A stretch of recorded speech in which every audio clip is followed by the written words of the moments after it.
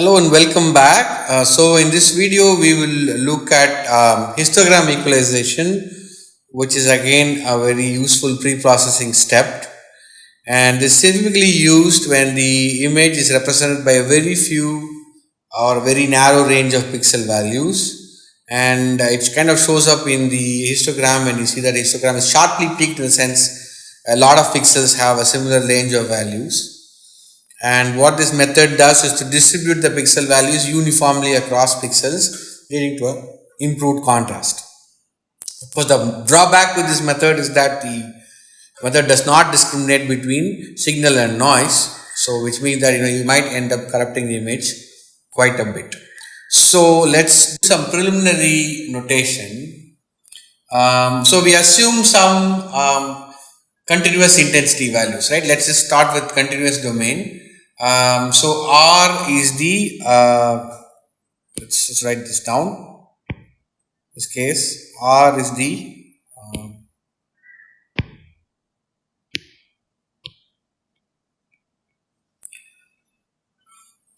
intensity of the image to be processed, input image intensity, right? So we denote the pixel values in the input image by R. We also assume that R is in the range 0 to L. Okay. So that's typically assumed. We can always assume larger ranges if you want to. Typically 0 to L. Of course, when you go to a real image, we'll have to, where it are values, pixels are discrete, etc. We will have to change a little bit, but at this point 0 to L. R takes on values 0 to L. Okay. So we can say that R equal to 0 is dark or black, and this is bright. So this keeps spilling over everywhere. So 0 is dark pixels, L is bright pixels. That much is right. Okay. So so for given this R, okay, so we actually it's 0 to L minus 1. Sorry. 0 to L minus 1, which gives you L levels, correct? So L levels if you go to just integer values, right? But in this case we are going to assume a continuous intensity values. So for given this R, we want to find the transformation of the form S. Want to find a transformation of the form S equal to T of R. This is the transformation we want to find for 0 less than or equal to R less than or equal to L minus 1. Okay. So the idea is to it produces an output S. Okay, produces output S. And the assumption is that T of R is a monotonic increasing function.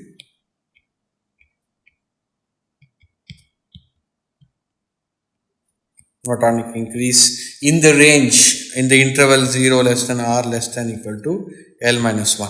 Okay. And if even after transformation 0 less than or equal to T of R less than or equal to L minus 1 for R 0 less than or equal to R less than or equal to L minus 1. So this is basically just a sanity check, right? If you can think of it, we want a one-to-one mapping. We want to go from R to S, and we should be able to come from S to R. So lower values of R should lead to lower values of S, higher values of R should lead to higher values of S, and the ordering should be preserved, right? Because we want dark pixels to be dark, bright pixels to be bright, except that we want improved contrast, and that we don't want, we don't want to go outside the range of values that you work with, right? So if the RGB, for instance, RGB images are between 0 to 255, when we do the so-called, we do this histogram equalization, we don't want suddenly have pixel values like 500 and all that. It has no meaning. So, which is what this ensures. Okay. So, it's a monotonic increasing function, and it also maps it into the same range. Okay. So, that's the idea, that's the conditions for this histogram matching. Okay. So you can draw some of these functions. So for instance, something that is allowable, let's say, would be something like this. right? Where this is the L levels R and this is T of R. This is T of R. So that you don't have within this range, okay, within 0 to L minus 1. Right, you don't worry about it, what happens to it beyond these ranges, but within this range it's 1 to 1, right, and it's monotonically increasing, so it's similar. So you can't have multiple valued functions, right, functions that go suddenly flat, etc. We can't have functions like that. So that much is understood, okay.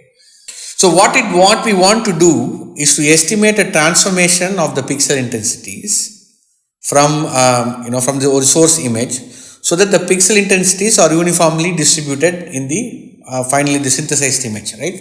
Where the which is what we call the synthesized image or the transformed image, right? So you want to transform the pixel values in your input image according to some function, smooth function, so that you get another new image, and if you plot the histogram of the pixel values there, that corresponds to a non-uniform distribution.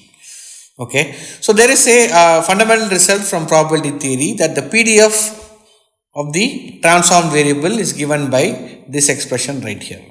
Okay, right, where R is your source. The subscript R refers to your source image, that is the original input image, and S refers to the image that you are synthesizing using this transformation function. Okay, so why I am suddenly using PDF, right, probability density function. So where did that come from? So like I said, if you plot the histogram of pixel values, okay, and then you normalize each bin in that histogram by a total number of pixels, what you get can be approximately considered the PDF of the pixel distribution in that particular image, right? PDF of the pixel intensities in that particular image, not the pixel distribution. I mean to say PDF of the pixel intensities in that image. Okay, so it's actually an empirical estimate of the PDF. It's not the true PDF, empirical estimate of the PDF. So what we are trying to do is to create from that PDF. We are trying to create a uniform PDF. So just to show you what is uniform PDF, which I already did in the last slide. Let me just create a new one. So what is the technique for doing that? The idea is the following. So if we think of, let's say, PR and PS, right, to correspond to probability distributions of intensity values R and S are intensity values. Okay, they correspond to probability distribution of intensity values. You can think, whenever I say probability distribution on PDF, think histogram. It's fine. Okay, just for understanding. So you can use R and S correspond to the subscripts correspond to the intensity values in two different images. At this point, let's just assume they are images, right? So the fundamental result from probability theory is that P subscript R and T of R are known, right? So if you know PR of R and T of R, and also that TR is continuous and differentiable over the range of values of interest, right? So then the PDF of the transformed variable S. So R is our original, let's say in our case given image, we denote it by R, right? So PR of R corresponds to its histogram from which we derive its empirical PDF. And if we know the transformation function T of R, we know that it's a continuous distribution. Okay, then we can write PS, the distribution that we obtain of the transformed variable, as PSC subscript S of S is given by this expression. Okay, now if you are wondering why it comes out this way, why this is possible, is because we always remember the relation is that S is equal to T of R. So we have a function T, capital T, which takes our input image pixel by pixel, its intensity R, and outputs an S. For every pixel intensity R, it outputs an S in the new image, right? Now if T of R is continuous and differentiable, then it is possible to estimate the synthesized pixel distribution. Okay, now we can do this by considering S is equal to T of R, and we contend that the T of R, the function T of R that does this, is nothing but this cumulative probability distribution. This is the cumulative CDF, cumulative distribution function. Okay, cumulative distribution function for any probability distribution, let's say, is nothing but if you have P of x dx is 0 to x. Okay, that's how you define the cumulative probability distribution. That's this right here. So the transformation that enables, so if you consider this transformation, this is again we can show that this is continuous and differentiable for all ranges, all pixel values of interest. Okay, and if you put it in this form, L minus 1, again it corresponds to, there are L levels, correct? And so we can write it in this form. So this is the function. We are claiming that this function does the job for us. Okay, so this function is what makes your P of s into a uniform distribution. Okay, so we can prove that. But there are several things. How do you know that it's continuous and differentiable? You can prove that because you know our PDF. If we know that we can, from there we can show that this is actually true. So from here we can actually calculate ds by dr. Okay, we can actually calculate ds by dr, from which we can calculate dr by ds. It turns out if you do a lot of algebra, okay, so we will end up getting ps of s to be 1 over L minus 1. Okay, so this might seem a little bit rushed. So let me just let's take out the clutter. Okay, and so let's understand what we are trying to do.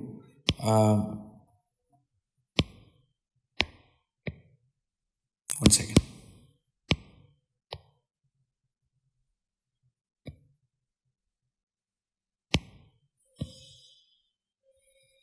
Okay. So we started with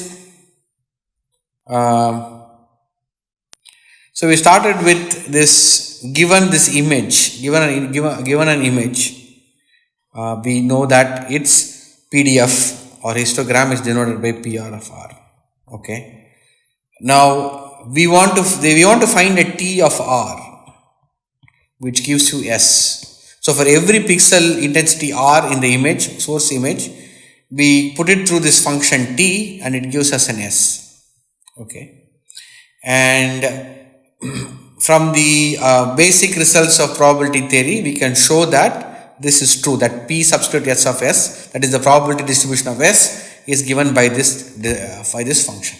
Okay, this is under the assumption that this T of R is continuous and differentiable. Okay, now the special case of T of R, which is given right here, this is what we looked at, L minus 1, 0 to R, PR W dW. Okay, W is just a dummy variable, PR is the input image, pixel values distribution, pixel intensity probability distribution is P of R. This W is nothing but the dummy variable of integration. Of course, this integral itself is nothing but the cumulative distribution function. Okay, and L minus 1, where L is the number of intensity levels that are allowed in the image. So for instance, you take an RGB image, all the values go from 0 to 255, so you have 256 intensity level. Now if we use this particular T of R, okay, then we can show that P of S, follow the algebra, P of S, P subscript S of S is nothing but 1 over L minus 1, which is the uniform distribution.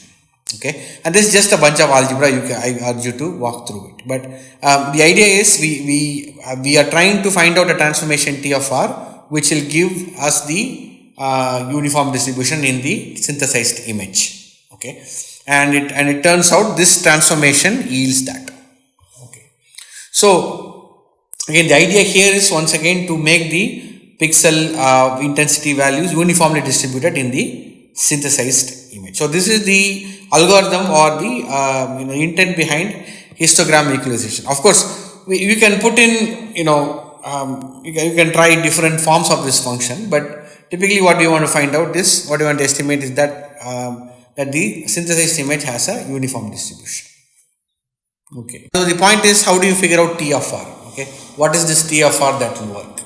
Okay, the idea is that the intensity of an image can be viewed as a random variable, so which means that we can say that its histogram distribution is nothing but its PDF for the probability distribution. right? So then we can talk about probability distributions of the input image and the transformed image. So P subscript S of S denotes the the probability distribution or the histogram distribution of the synthesized image, and P subscript R of R corresponds to the input image. And there is probability theory, if R and S are related by the smooth transformation, then the probability distributions are related through this expression. So this is nothing but the multiple dimension, this modulus dr ds is nothing but the Jacobian of the transformation, right? So what is this transformation that will work? So generally the most common transformation is this, T of R is given by this expression. Of course, in this integral, W is nothing but a dummy variable of integration. So it's basically the input image probability distribution function which is there. This integral itself is nothing but the CDF, cumulative density function. Okay. Now from here we can actually calculate ds by dr, and from there dr by ds, and you substitute it in this formula over here, and you will be able to see that Ps of S is 1 over L minus 1, which corresponds to the uniform distribution. So which is what we want, right? We want the uniform distribution for the transformed image. So if we let the transformation function to be L minus 1, a factor multiplied by the CDF of the input image PDF, then we get the following output. That is basically the output image has a uniform distribution. Okay. So how we saw this, and we look here. So how do we actually do this, right? So calculate the CDF of the, or the cumulative histogram as we call it, of the original image. So the input image is F. So we calculate the CDF of the cumulative histogram. Okay. So number of the levels in the image is L. So we typically have 256 levels. Okay.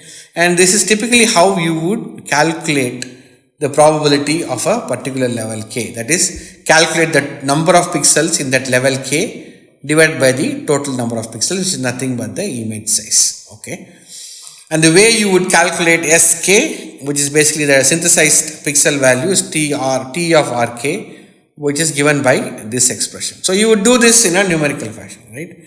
So the motivation here, like we talked about, is to assign equal probability to all pixel values. Okay. And it turns out that the transformation function is nothing but the CDF of the pixel values of F. Okay. So given any pixel value, you can, in the source image or the input image, we can calculate the transformed pixel value. Okay. So we can, of course, we just showed that the transformations obtained this way. Turns out that S's are uniformly distributed, and so that gives us the neat picture. And so the computations, so you just calculate the CDF or the cumulative histogram of the original image, right? The number of levels in the image is L, assuming, right? And then for every level in the image, right, every RK, where K is the level in the image, you can calculate what the corresponding S is, and then assign it to that value. Okay, so that's it. So once you're done with that, then you can then you have the new image actually done for a discrete image. How is it done, right? So I'll wipe out the existing things here so that you can see clearly. So how does it work for in the case of a real image, right? So for the computations, we know that in a lot of cases there is a finite number of levels in the image. So basically we say capital L is 256, right? And the CDF or the cumulative histogram of the original image F, right? And I think I must have used the wrong terminology here. We'll just use CDF. How do we calculate the CDF of the F, input image F, right? So we can calculate the probability for a pixel to be at a particular level K given by RK, right? The intensity value corresponding to level K is given by RK, and that probability is nothing but the total number of pixels with that in that level K number of pixels in that level K divided by total number of pixels. M comma N, M times N basically is the size of the image, right? M rows, N columns. So that's how we have, that's a total number of pixels. So we can always then find out SK as this finite sum. Okay. So the integral is replaced by a summation in the case of discretized image, right? So this process is is implemented for histogram equalization. So here are some examples, right? So this is the original, this is an MRI of the brain. So you can see the image on the left, it's uniformly dark. There are some structures inside that you can see, and outside, of course, the skull. But once you do the transformation, this is just a histogram equalization, you can see that their structures are much more visible. There's a much better contrast compared to here. Of course, it looks slightly more noisy, and that's an issue, but still you get better contrast. Here too, there is some dark. See, this region is slightly dark, this region is slightly brighter, but that is much more apparent here, along with all the other artifacts which are shown, artifacts or structures in the brain that are clearly shown here. Okay, so the once again, if we go, and that has much better contrast than the others of it. So for instance, in this case, this is a slice of an MRI of the brain. As you see, the top row and the bottom row, the left hand picture. Once again, I will remove the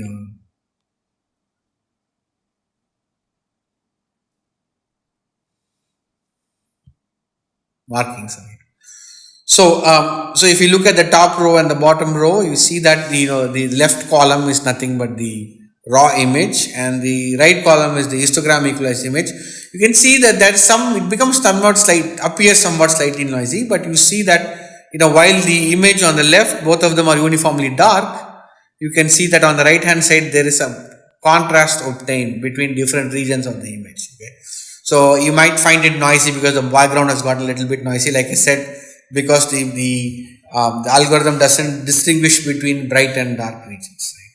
Right? Sorry, so it does in the sense what I mean by bright and dark regions. It doesn't distinguish between noise and real signal. So in this case, this dark region is just noise in this, right? Because it's just background. There's nothing there.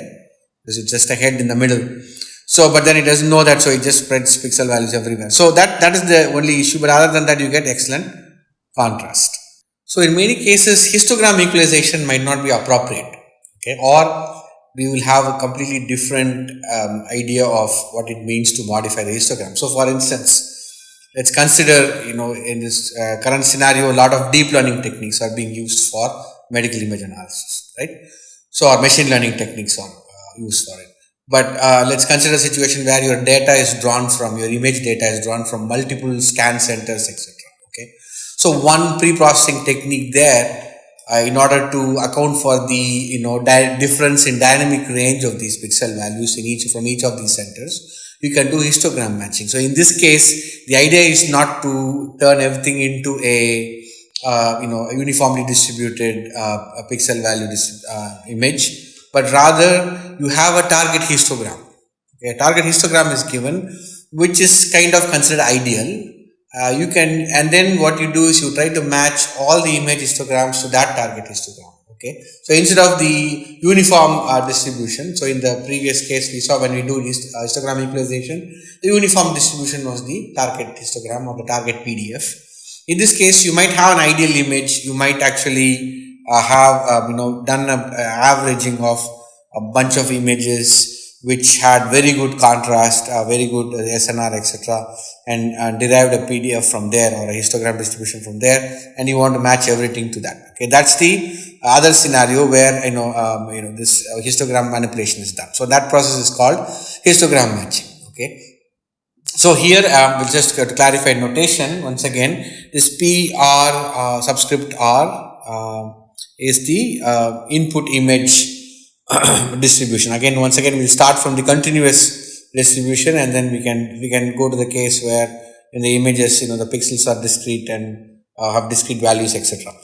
And P subscript Z is the specified target histogram. It's a target histogram shape, if you want to call it that. I've used the term histogram distribution. Okay, might not be correct or commonly used, but that's for the case of just for the sake of understanding we use it. Okay, or pixel intensity PDF is another terminology. So the P subscript Z of Z is given, P subscript R of R can be estimated from the input image. Okay. Now what we can do is to do this transformation, yes, which we have seen. So this is T of R. Okay. Take this and we do the cumulative PDF calculation to get S. Okay, so this is T of R. Similarly, with the P of Z, P subscript Z, which is also given, this is the target histogram, we do a similar transformation. Okay, so now what we have to identify is that these two are the same, right? This should give you the same values provided we have this, that G of Z, since again, just to clarify, this V is just a dummy variable, right? So we can say that G of Z equal to S, which is equal to T of R, right? This is true.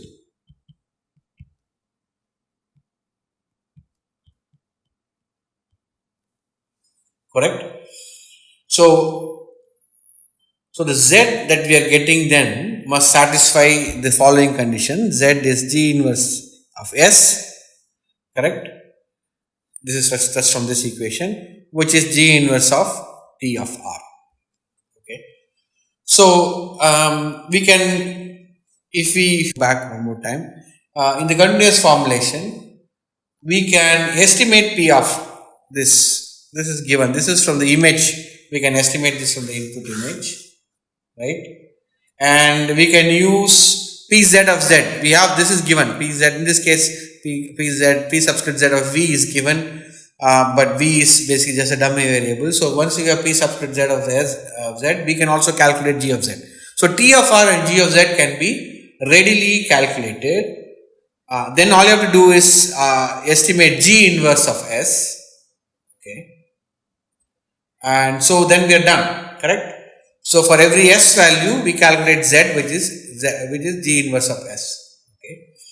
So, but estimating G inverse is not an easy task, right? It's a computationally, analytically difficult task to do.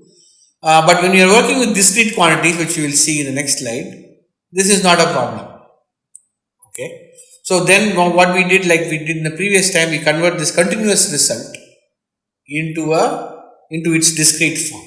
Okay. So when you say discrete form, it means that you work with the histograms of the image, empirically determined histograms of the images and the target histogram, right? That's what we have.